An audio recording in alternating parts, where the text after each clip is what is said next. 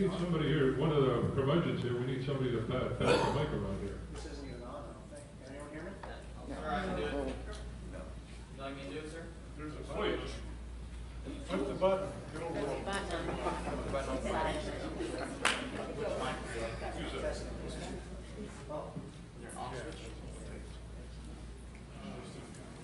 Testing, 1, 2, test.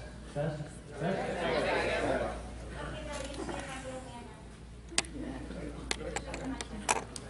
I understand that your oath of office is to protect, my understanding of your oath of office is to protect the self-evident, unalienable rights given to us by our Creator, described in the Constitution as the blessings of liberty to ourselves and our prosperity.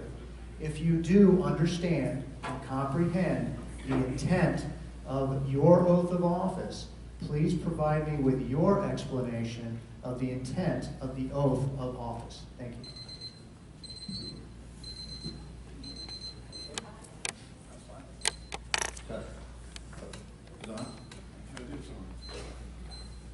Thank you, Dave. My answer is very simple. The word that comes to mind for me is commitment. When you take the oath of office for sheriff, it comes responsibility that comes with it, and you're willing to take that responsibility and liability that goes along with the office. And it's just as simple as can be commitment, and I'm committed. That's what I want to do. That's what I did for 27 and a half years with the sheriff's office, and nothing has changed, even though I've been retired for a few years. Thank you. For me, taking the oath of office is understanding what the Constitution means, and understanding that you're going to take an oath to uphold that Constitution, regardless of who's telling you not to. And I do believe that if you're going to be an oath keeper, that you must possess the integrity that comes with that. Okay, your integrity can never be put into question.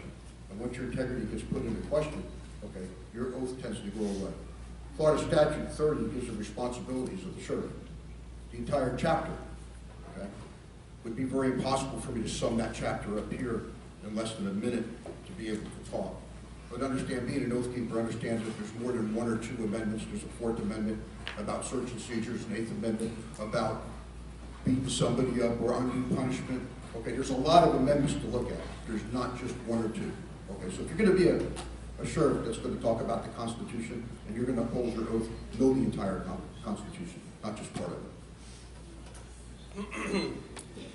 With all due respect, on my presentation, my entire presentation was less than 2 minutes. I'm looking at my watch right here, and it was actually 1 minute and 27 seconds, and I was cut off. No disrespect to Mrs. PRUMMELL.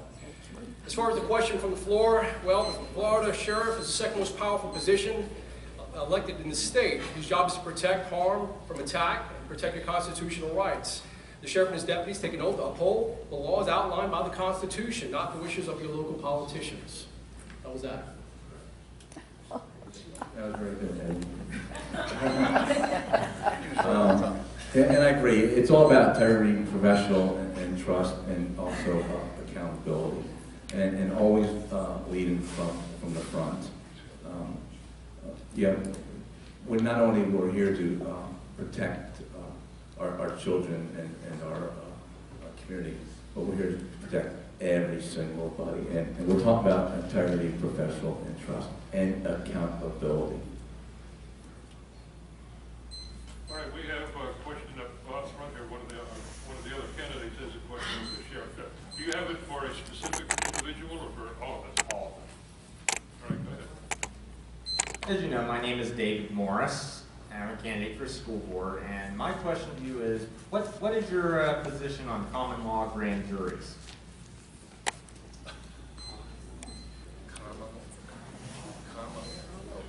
I don't understand that common law grand juries.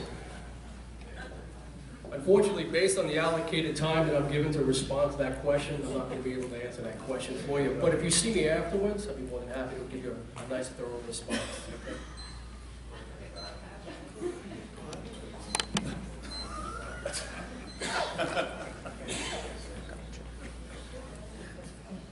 In a way, Ed's right, but to understand what a grand jury is, I mean, Ed did an article on the Constitution, and he also did an article on talking about where we stand with the Constitution, and there's supposed to be a juror on duty at all times, okay, where you could go in and request a grand jury. We talked about getting a citizens advisory board, okay? The common law grand jury could replace that citizens advisory board if we go back to what common law is about. But to get any more detailed than that, we'd be sitting here for another 20 minutes, okay?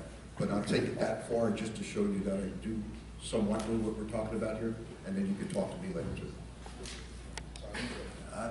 It's on me. I'm going to tell you, I'm not going to sit here and try to lie or fool anyone. I don't know anything about the common law grand jury. I'll be happy to research it, come up with an answer. If somebody wants to ask me later what it means, I'll be glad to tell you. Thank you. Honesty. All right, next question. Next question from the sheriff.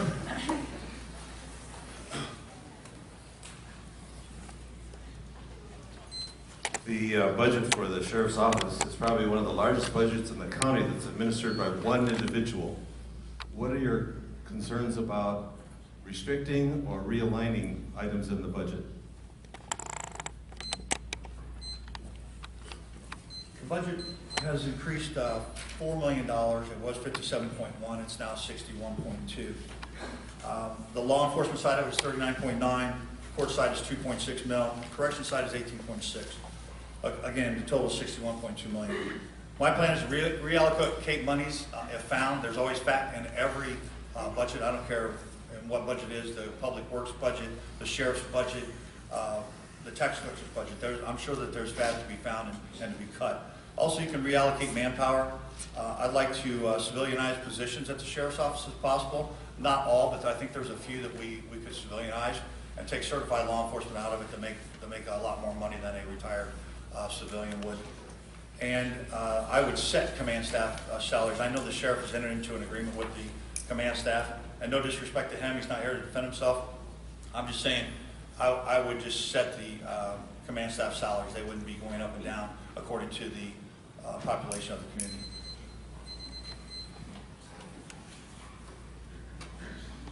Here goes one of my untruths.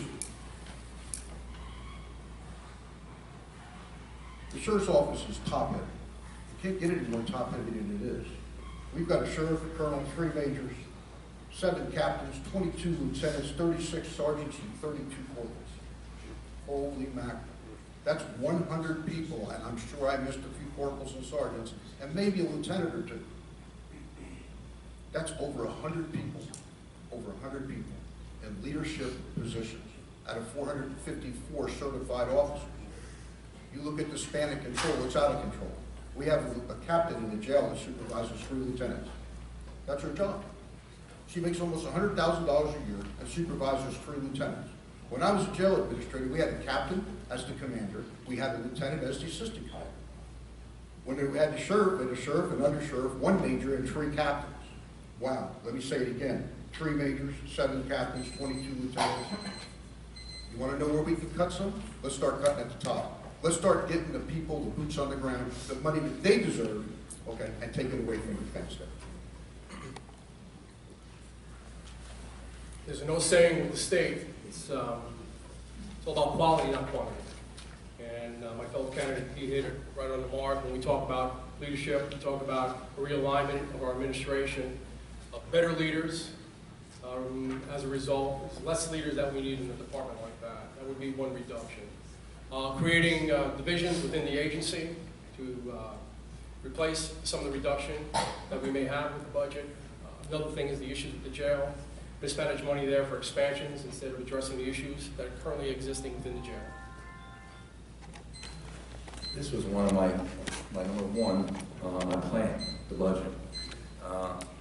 And I'm going to kind of echo what Dale was saying. Each of the past 4 years, we've seen an increase in the Charlotte County budget from $54.5 million in 2012 to $58 million in 2014. And now, right there, we're at $61.2 million. My question to everyone, are you getting a $7 million increase of service? Now, this is in 4 years. What's going to happen 4 years from here? Are we going to be close to like $70 million for a budget? You know, the old saying, fund meter won't be safe, and that's a phrase that you may hear from a traditional sheriff. But I have to tell you today that this is a more educated world, that it doesn't cut it anymore. Our citizens do know that law enforcement costs us money. We all know that. But it's not about that. It's about the quality of what you're buying.